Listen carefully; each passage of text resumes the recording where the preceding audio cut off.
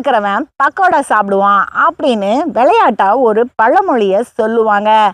அதாவது பக்கோடா அப்படின்ற தின்பண்டத்தை சாப்பிட்றதுக்கு நமக்கு உறுதியான பல் வேணும். அப்போதான் நம்மளால அதை சாப்பிட முடியும். இல்லைனாலும் பக்கோடாவை நம்ம சாப்பிடலாம், நம்ம வாயில் எச்சில் ஊற வச்சு வச்சு. ஆனால் அதோடைய சுவையை நம்ம முழுசாக அனுபவிக்கணும்னா அதுக்கு நமக்கு சரியான பல் வேணும். இதை விளையாட்டாக சொன்னாலும் இதில் இருக்கிற கருத்தை நம்ம புரிஞ்சுக்கணும். ஒரு காரியத்தை நம்ம சாதிக்கணும்னா அதுக்குரிய மூலப்பொருளும் அதுக்குரிய திறமையும் நமக்கு வேணும்.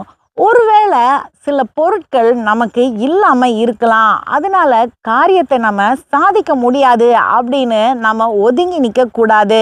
ஒரு விஷயத்தை நம்ம ஆசைப்பட்டோன்னா, ஒரு காரியத்தை நம்ம வெற்றி பெறணும், ஜெயிக்கணும் அப்படின்னு நினச்சோன்னா அதுக்குரிய முறையான பயிற்சி எடுத்து அதுக்குரிய பொருட்களையும் சேகரிக்கிற திறமையும் நம்ம வளர்த்துக்கணும்.